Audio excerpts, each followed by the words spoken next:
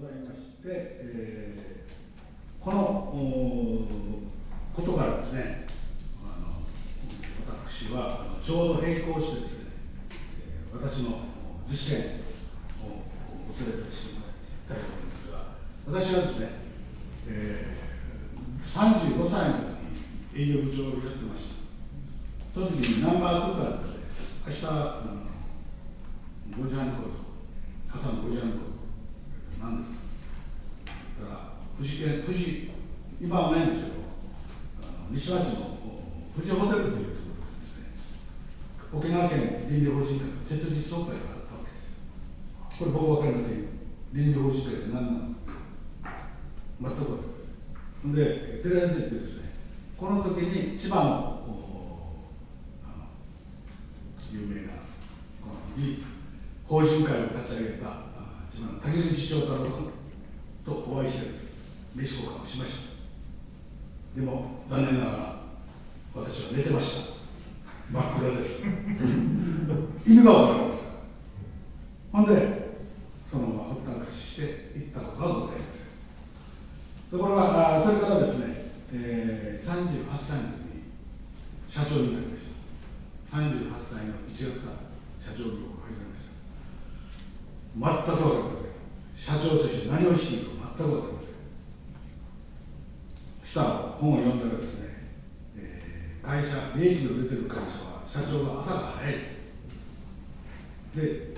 38歳ですから、僕、JC もやってるんですよ。JC メンバーいっぱいいますよね。夜ばっかりですよ。ドリフ。活動は夜ばっかり。とは思ってもですね、やっぱり何かをしないといけないと思って、したら宮城ミシェルが僕に声かけてですね、モーニングセミナーあるから一緒に行こうって、ナイトセミナーなんです。ナイトセミナーあるから一緒に行こうって言われて、トヨタの3階に連れられていったんです。で、トヨタの3階でですね、話を聞きました。体験報告でした。経営者、ガソリンスタンドの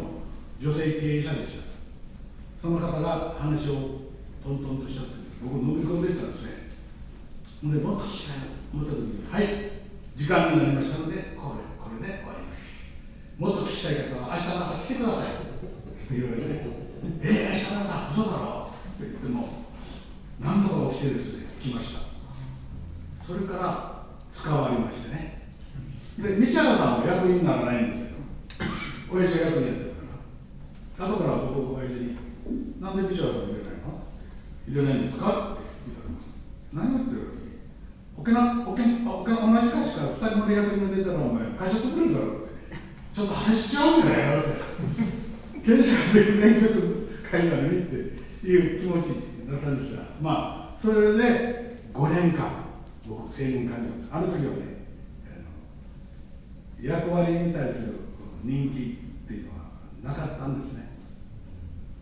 それで5年間詰めさせていただいてですね、で、当然、富士県向けですよね。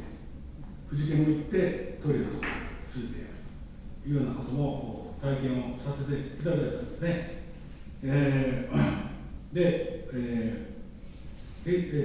そして、この東京にセミナーを受けに行ったりですね、なんとか会社は朝起きてくるとですね、門扉を開いて会社に行きますよね。鍵開けて行きますよね。行ってるんですけど、朝起きて鍵を開けて入るだけなんですよ。何してるかというと、時間まで寝てるんですよ。だけど、この掃除に出会った時にですね、影山さんと東京で平成5年に影山塾があって、隣でやってたのを脱ぎ履いしてですよ、履いてって聞いたら、やり方をビデオでやって、本人ともお会いしたんですよ。これだと思ってですね、僕は掃除をやろうとした。会社のトイレの掃除が。なぜかというと、その時ナンバー2とですね、僕は社長になった時で、ナンバー2が今まで仕切ってたんですから、その圧力というのがすごかったんですよ。極端に言えばですね、9対1ですよ。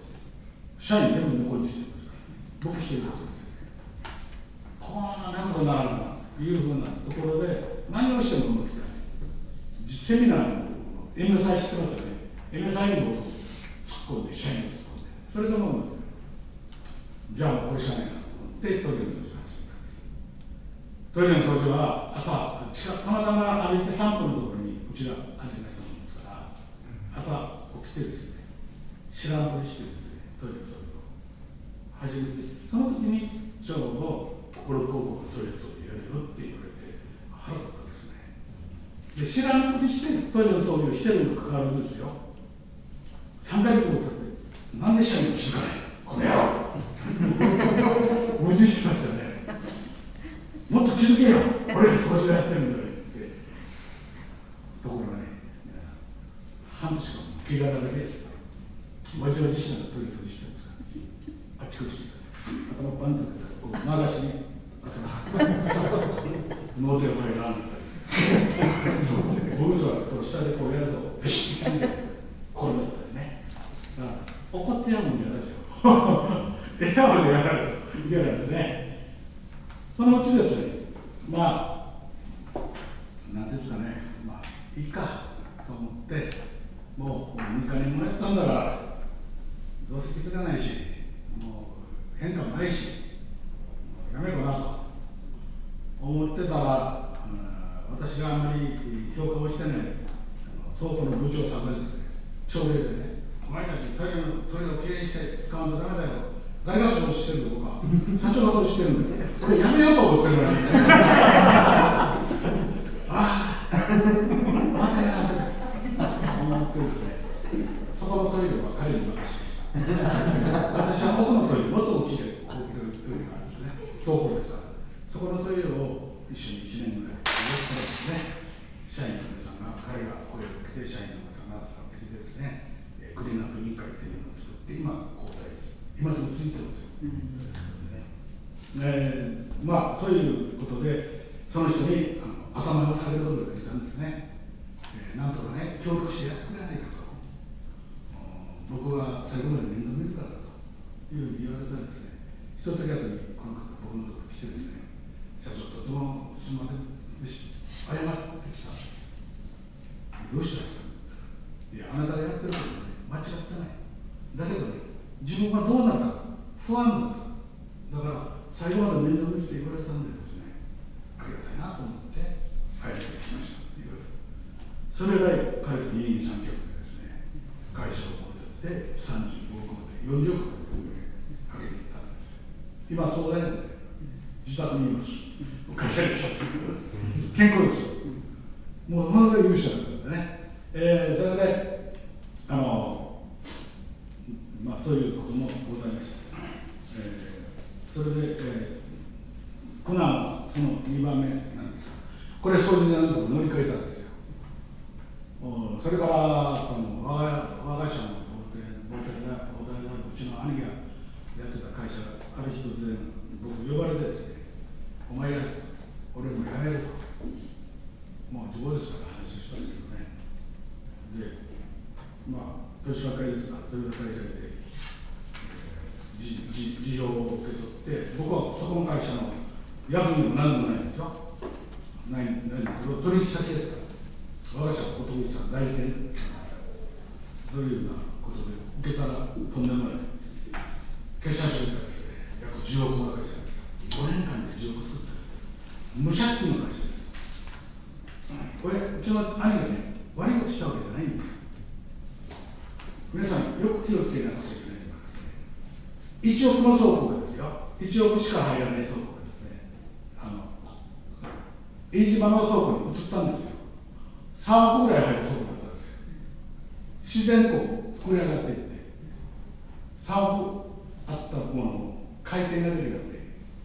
古いものから新しく入ったものから新しくですから、古いものずっとこの3億アップした。これはもう僕もそんなに社長なんて経験があるわけでもないんで、なんとしようというようなことでですね、まあそこの掃除を、まず社員の掃除を強制します。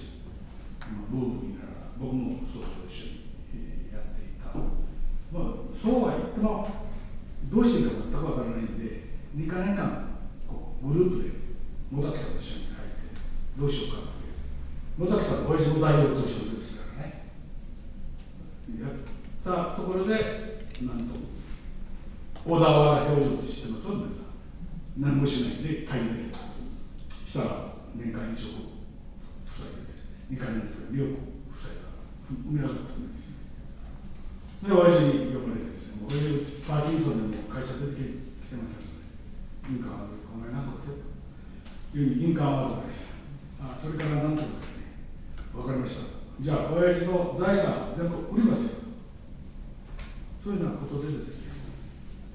5年かけてゼロにしました。そしてこの会社を今の大番頭である私の大番頭に頭下げですね、3個の例でこの中国の御殿に諸葛孔明を劉北孫徳が祝の王様孫徳が3回訪ねていって大臣にしたということで3回訪ねていって、ただし5年間私に任せてくれたら5年間口挟ま報告はして5年で見事に黒字にしてくれたんです。で向こうを払って2社一緒に、その時に僕は一生懸命取り掃除ができませんから取り掃除とシャープの掃除をしていったんですね。それで、なんとか借金を返してですね、喜ぶところなんですけどもね、すごいですよね。一代でですよ、10億という財産を築いてるんですよ。これを僕がですよ、5年間全部売却してですよ、ゼロにした。会社のことなんですよ、会社の事務局のコピーセンターね。我が社の大きなコピーという会社だったんですけど、会社のことだから会社のことなんで、会社の皆さんから金利を払っていただいて、もたくさんも協力をしてですね、立て替えていただいた金利をですね、損金で脅してもらった。銀行の借金はなくなりました。でも、金利を払い続けなくちゃいけませんでしたね。これで、じゃあ、これも掃除の